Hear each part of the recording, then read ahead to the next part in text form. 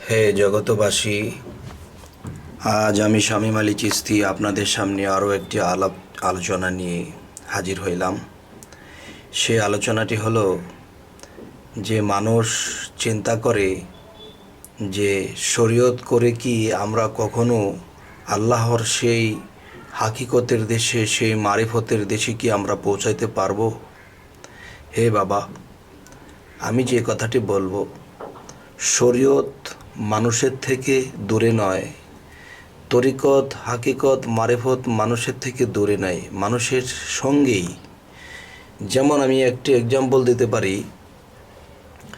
আমের যে ছোকলাটা আছে, যা দেখতে পাওয়া যায় বাহিরে, এই ছোকলাটাই হলো শরীয়ত, যা শরীয়ত দিয়ে মারিফত হাকিকত তরিকতকে ঢাকা দিয়ে রাখা হয়েছে। যেরকম যে ছোকলাটা যদি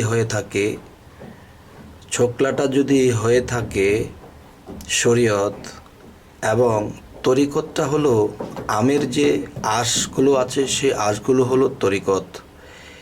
এই তরিকতের পরে যখন মানুষ আরেকটু গভীরে যায়, তারপরে সে আমের ভিতরে যে চারাটা আছে, উপরের খোসা, বিচির যে খোসাটা, এ হলো চলে গেলাম আমরা হাকিকত।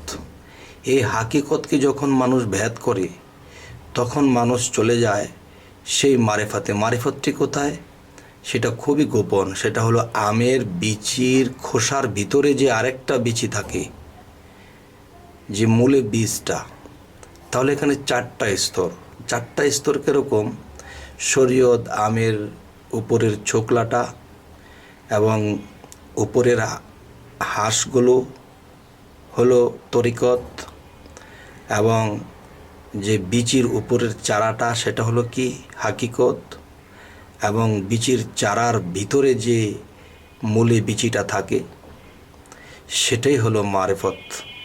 তাহলে কোনটা ছাড়া কোনটা?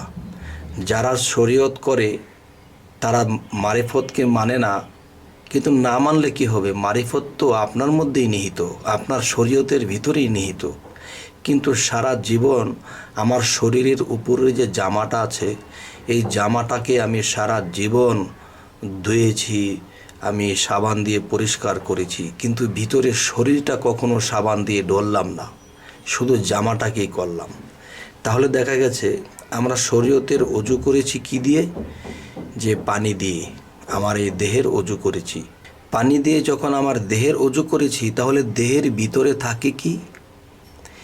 যেমন দেহের ভিতরে থাকে আরেকটা পার্ট। যেমন আমি যদি একটা গ্লাস ধোয়া করি, তাহলে বাহিরে আমি ধুয়েছি, বা একটা ফ্লাক্স বা এমন কিছু আছে যে যার ভিতরে হাত যায় না, সেখানে পানি দ্বারা ধোয়া যায় না বা হাত দিয়ে মোড়ানো যায় না। তাহলে দেখা গেছে যে একটা শরীয়তের আইনে আমরা দেহের অজু করতেছি। এই দেহের অজুটা করার পরে আমরা কি করতেছি? যে দেহের ভিতরের অংশ আমাদের অজু হইতেছে না। তাহলে এই পৃথিবীতে যারা মুর্শিদ ধরবে, তখন সেই মুর্শিদের মাধ্যমে সেই মুর্শিদ আমাকে কিছু ফল বা কোনো একটা কিছু দিয়ে, তার কোরআনের আয়াত থেকে সেটার মধ্যে ফু দিয়ে যখন আমাকে বিভিন্ন কালেমার বিষয়গুলা আমাকে বুঝিয়ে দেখিয়ে যখন ওই ফলটা আমাকে খেতে দেবে, তখন সেটা যখন আমি খাবো, তখন আমার ভিতরে পরিষ্কার হতে হতে একসময় আমার সেই বাথরুমের সাথে চলে যাবে। এ হলো উপরের যে পবিত্রতা, এটা হলো পানি দ্বারা, আর ভিতরেরটা আমার মুর্শিদ, স্বয়ং সম্পন্ন মুর্শিদ যিনি দেহ নিয়ে আছে পৃথিবীতে, তিনি আমাকে দিলেন, আমি ভিতরটা পরিষ্কার করেছি। এ হলো দুই প্রকারের পবিত্র বা অজু করা। আরেকটা অজু আছে, এই দেহের ভিতরে বাস করে আত্মা।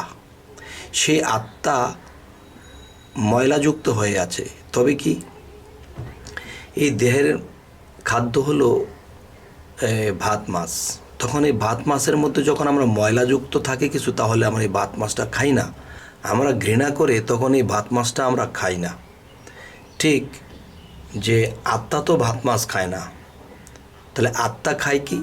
আত্মার খাদ্য হলো জিকির, আল্লাহর নাম ডাক।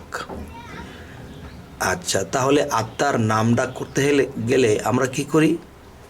যে আল্লাহর নাম ডাক করলে তখন আমাদের আত্মা শক্তিশালী হয়, আত্মা বড় হয়, আত্মা আলোকিত হয়। তাহলে সেই আত্মাটা নাপাক হয় কিসে? যখন পৃথিবীতে থেকে বিভিন্ন পাপে লিপ্ত হয়ে বিভিন্ন পাপের কাজ করা হয়, তখন সেই পাপে পাপে সেই আত্মাটা পাপের ময়লায় ভরপুর হয়ে যায়। তখন এই পাপের ময়লা কিন্তু পানিতে ধুইলে যায় না, কারণ আত্মা মানুষে দুই নয়নে দেখে না। তবে এই দেহটাকে দেখে বলে এই দেহটাকে পানি দিয়ে ধৌত করে, তবে আত্মাটাকে সকলে দেখে না। সেই আত্মাটাকে দেখলে সেই আত্মার খাদ্য জিকির, কিন্তু আত্মার অজু কি দ্বারা? তখনই সেই আত্মার অজুটা একমাত্র নিজ নিজ কামেল পীরের কাছে যাইয়া, কামেল মুর্শিদের কাছে যাইয়া সেই আত্মার অজু সম্বন্ধে জানতে হবে এবং দেখাইয়া দিবেন তিনি যে এই আত্মার অজু কি দ্বারা করতে হয়। তখন ওই মানুষগুলো যখন আত্মার অজু করবে, তখন সেই মানুষগুলো নিষ্পাপ হয়ে যাবে। আর যখন নিষ্পাপ হয়ে যাবে, তার কাছে দুনিয়াটা দেখবে, দুনিয়ার মানুষ হাঁটতেছে, চলতেছে, ফিরতেছে, সবাইকে দেখতেছে লোভের বশবর্তী হয়ে আছে। একজনের ক্ষতি করার জন্য একজন রেডি হয়ে আছে, নিজের স্বার্থের জন্য মানুষ কত কিছু করতে পারতেছে, কিন্তু এর আগ পর্যন্ত তার চোখে এগুলা ভাসেনি। যখন আত্মার অজু হলো, তখন আত্মার চক্ষু যখন খুলে গেল, তখন তিনি এসব কিছু দেখতে পারতেছে যে হায় রে, কোন জগতে ছিলাম, এটা তো লোভনীয় জগৎ।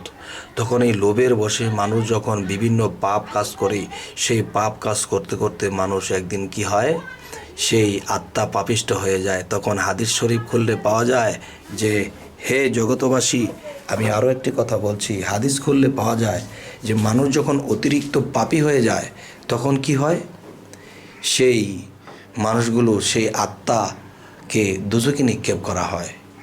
তাহলে আমরা সারা জীবন দেহের অজু করে যাব, কিন্তু আত্মার মধ্যে যদি পাপ লেগে থাকে, এই পাপের কারণে যদি আমরা দোজখে নিক্ষেপ হতে হয়, তাহলে আমাদের এই ইবাদত করে কি হবে? তবে যেই ইবাদত যেভাবে করতে হবে, যেটা দেহের অজু সেটা করতে হবে, যেটা দেহের ভিতরের অজু সেটাও করতে হবে, এবং আত্মার যে অজু আছে সেটাও করতে হবে।